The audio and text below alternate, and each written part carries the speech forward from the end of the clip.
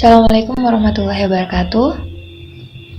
Baik, kami di sini kelompok 6 akan mempresentasikan mengenai kasus depresi.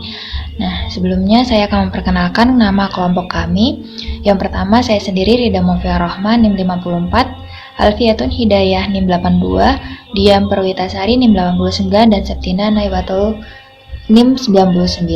Sebelum masuk ke kasus, di sini saya akan menjelaskan mengenai pengertian depresi. Depresi sendiri merupakan gangguan psikiatri yang menonjolkan mood sebagai masalahnya dengan berbagai gambaran klinis, yakni gangguan episode depresif, gangguan distimik, gangguan depresif mayor, dan gangguan depresif unipolar serta bipolar.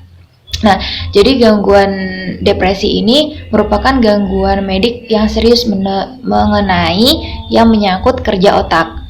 Nah, bukan sekedar perasaan yang murung sedih dalam beberapa saat, tapi dia ini menetap sampai dia ini bisa mengganggu fungsi keseharian dari seseorang. Jadi sangat mengganggu gitu. Untuk epidemiologi depresi menurut Riskesdas 2018 sendiri, prevalensi depresi pada penduduk usia lebih 15 tahun menurut posisi provinsinya tertinggi kasus depresi itu berada di Provinsi Sulawesi Tengah, yaitu dengan persentase 12,3%. Lalu disusul Gorontalo dengan persentase 10,3%, dan yang ketiga Nusa Tenggara Timur dengan persentase 9,7%. Menurut prevalensi depresi pada penduduk usia lebih dari 15 tahun, menurut karakteristiknya, Riskerdas mengelompokkan menjadi pada karakteristik kelompok umur. Jadi tertinggi kasus depresi terjadi pada usia 75 tahun ke atas dengan persentase 8,9%. Lalu berdasarkan ciri jenis kelaminnya, perempuan menduduki urutan tertinggi yaitu 7,4%. Lalu untuk pendidikan sendiri, tingkat pendidikan paling besar depresi terjadi pada orang yang tidak atau belum pernah bersekolah, yaitu dengan persentase 8,2%. Berdasarkan pekerjaannya, orang mengalami depresi ini tingkatnya lebih tinggi pada orang yang tidak bekerja, yaitu dengan persentase 8,1%. Dan yang terakhir, untuk tempat tinggalnya sendiri, perkotaan menjadi tempat tinggal yang tertinggi, yaitu dengan 6,3%. Berikut adalah daftar dari setiap persentase dari setiap provinsi dan menurut karakteristiknya. Selanjutnya manifestasi depresi yang akan dijelaskan oleh teman saya selanjutnya. Assalamualaikum warahmatullahi wabarakatuh. Perkenalkan, nama saya Alfiatun Hidayah. Saya akan melanjutkan presentasi dari teman saya sebelumnya, yaitu mengenai manifestasi depresi. Manifestasi depresi itu sendiri ada 3. Yang pertama, gangguan afektif, yaitu contohnya perasaan sedih, perasaan negatif terhadap diri sendiri, kehilangan semangat, kesenangan, dan serta minat, dan mudah menangis. Serta yang kedua yaitu gangguan kognitif, yaitu contohnya seperti harga diri dan percaya diri itu rendah, rasa bersalah dan tidak berguna, dan pandangan pesimistik dan suram terhadap masa depan, tindakan yang menyakiti diri, serta konsentrasi dan perhatian yang buruk, dan mudah putus asa. Dan untuk yang ketiga ada gangguan somatik. Gangguan somatik itu sendiri contohnya yaitu gangguan tidur atau insomnia, hilangnya nafsu makan, penurunan energi dan aktivitas menjadi terbatas, nyeri punggung, nyeri kepala, serta gangguan pada sistem pencernaan. Dilihat dari gejalanya ada terhadap perubahan cara berpikir, yaitu contohnya pelupa, berpikiran negatif, pesimis, percaya diri rendah, dan perasaan bersalah yang besar, serta mengkritik diri sendiri. Dan untuk perubahan perasaan, yaitu contohnya seperti merasa sedih tanpa sebab yang jelas, merasa murung, tidak dapat merasakan apapun, serta motivasi yang menurun. Dan juga tidak peduli tentang apapun yang ada di sekitarnya, dan merasa lelah, dan perasaan mudah tersinggung, mudah marah, dan biasanya pada depresi yang ekstrim bisa menyebabkan putus asa seperti bunuh diri. Yaitu tentang perubahan perilaku, yaitu contohnya seperti apatis, tidak peduli dengan apapun, dan sulit bergaul atau bertemu dengan orang lain, serta nafsu makan berubah drastis, dan sering menangis berlebihan, dan sering mengeluh tentang semua hal, marah dan mengamuk, serta minat seks yang berkurang sampai hilang, dan tidak lagi mengurus dirinya sendiri, serta insomnia dan atau hipersomnia. Dan untuk perubahan kesehatan fisik, yaitu senang berada di tempat tidur dan tidak melakukan apapun, dan gelisah pada saat tidur, dan mengeluh sakit di bagian seluruh tubuh, dan tidak bisa diam, dan biasanya itu disertai dengan mondar-mandir. Ya, bismillahirrahmanirrahim. Di sini saya Dian Prawitasari. Saya akan melanjutkan presentasi dari rekan saya, dan saya akan menjelaskan mengenai etiologi depresi. Nah, etiologi depresi ini ada 3. Yang pertama itu ada genetika. Jadi, ada kecenderungan menurunkan terjadinya depresi pada keluarga. Nah, contohnya itu pada anak kembar. Apabila salah satu dari anak kembar tersebut itu mengalami depresi, maka 70% kemungkinannya kembarnya itu akan mengalami depresi juga. Lalu yang kedua itu ada biokimia. Jadi, terjadi ketidakseimbangan neurotransmitter di otak, terutama itu neurotransmitter serotonin, dan ada peningkatan hormon kortisol. Lalu yang ketiga itu ada lingkungan. Nah, di lingkungan ini dibagi menjadi 4.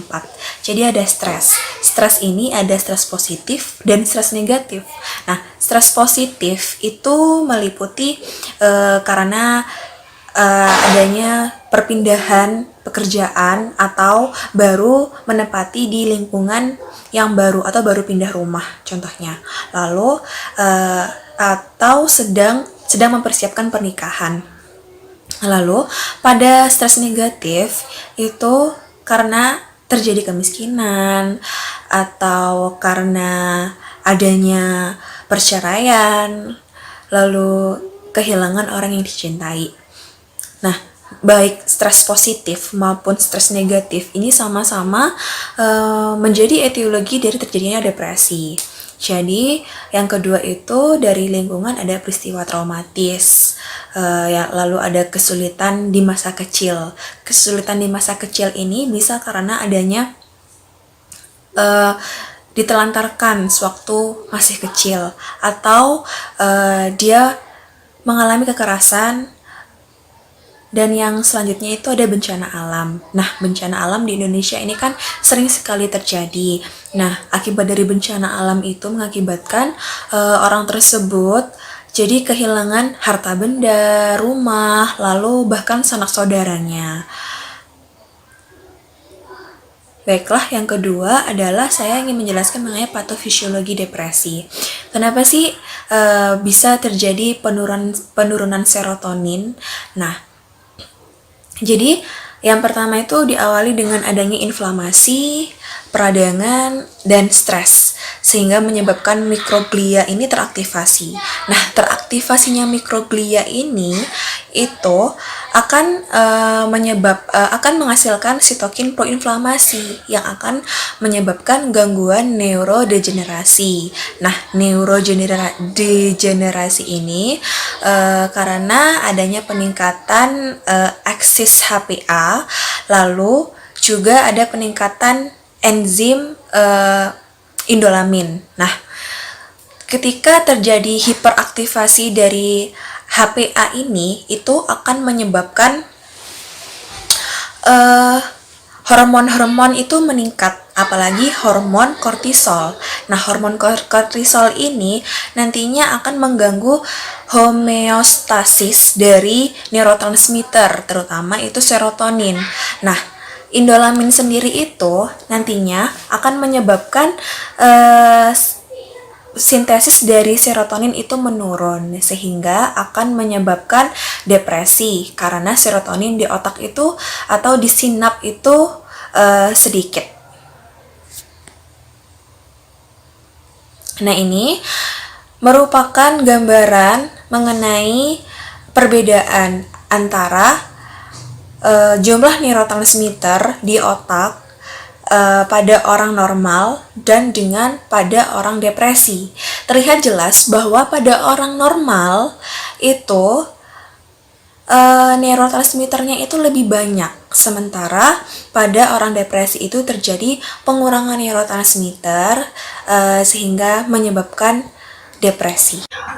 Oke, saya akan melanjutkan pada penata laksanaan depresi. Nah, penata laksanaan depresi ini tergantung dari kategorinya. Ada kategori akut, ada kategori lanjutan, ada juga yang pemeliharaan atau maintenance. Ketika pasien ini mengalami depresi akut, maka diberikan antidepresan. Kemudian dia juga diterapi oleh psikoterapi, kemudian diberikan kombinasi antidepresan dan juga psikoterapi. Nah, ketika pasien ini tahap lanjutan, maka akan diberikan antidepresan selama 4-9 bulan, kemudian disertai psikoterapi CBT. Nah, untuk pemeliharaan akan tetap diberikan antidepresan, kemudian diberikan psikoterapi, cuman frekuensinya lebih dikurangi. Kemudian apabila terjadi remisi ECT ini nanti bisa ditambahkan juga. Nah, ini untuk penata laksanaannya, literatur yang digunakan bisa dilihat seperti pada gambar. Kemudian saya akan menjelaskan terkait antidepresan. Antidepresan ini macam-macam. Cuman yang sering digunakan pada kasus depresi ini adalah golongan SSRI atau Selective Serotonin Reuptake Inhibitor. Ini klasifikasinya. Bisa dilihat. Nah, saya akan menjelaskan sedikit terkait fluoxetine. Fluoxetine ini merupakan golongan SSRI. Nah, dia ini caranya adalah menghambat pengambilan kembali dari serotonin. Serotonin ini merupakan neurotransmitter yang dia ini ketika berikatan dengan reseptor yang ada di neuron akan menghasilkan mood yang stabil. Sehingga diberikan SSRI untuk mengeblok pengambilan kembali sehingga serotonin tetap berada di reseptornya dan tetap menghasilkan efek mood yang stabil.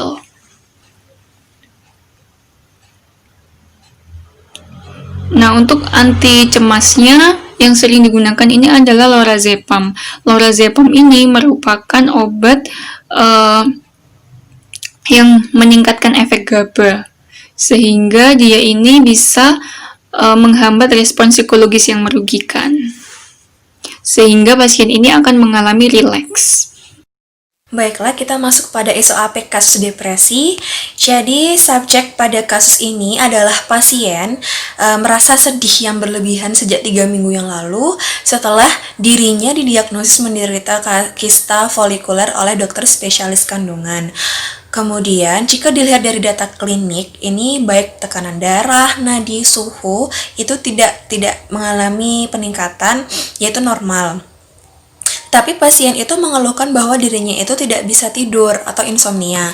Lalu pasien juga mengalami cemas yang berlebih, sedih bahkan menangis, lalu merasa lemas dan tidak nafsu makan. Nah, jika dilihat dari data lab, ini baik leukosit, HB, HT, trombosit, dan eritrositnya itu baik. Dan saya akan melanjutkan presentasi dari teman saya sebelumnya, yaitu mengenai asesmen. Keluhan utama pasien adalah pasien merasa sedih yang berlebihan sejak 3 minggu yang lalu saat dirinya didiagnosis oleh dokter spesialis kandungan menderita kista folikuler. Dan pada kasus ini, pasien didiagnosis oleh dokter yaitu F32.11, yaitu didiagnosis depresi ringan. Maka diberikan obat fluoxetine 10 mg dengan regimen dosis 1x1 diberikan per oral pada tanggal 1-14 April. Dan obat yang kedua adalah lorazepam, yaitu mengandung merlozepam 5 mg, diberikan dengan regimen dosis 2x1 per oral dan diberikan pada tanggal 1-14 April. Kemudian dilihat juga pada kasus ini, pasien didiagnosis oleh dokter yaitu depresi ringan dengan keluhan merasa sedih dan malas, maka diberikan fluoxetine per oral sebanyak 1x1 10 mg. Dan untuk terapi antidepresan golongan selektif serotonin reuptake inhibitor atau SSRI. Dan yang kedua, pasien mengeluh tidak bisa tidur dan merasa cemas, diberikan lorazepam per oral dengan dosis 2x5 mg untuk terapi ansietas golongan benzodiazepin. Dan untuk plannya itu sendiri, yaitu pasien diberikan jadwal konseling atau CBT sebanyak 6 sesi yang dilakukan setiap 1 minggu sekali dengan durasi 1 jam. Dan yang kedua, mengedukasi pasien bahwa mengkonsumsi obat yang diberikan setiap hari.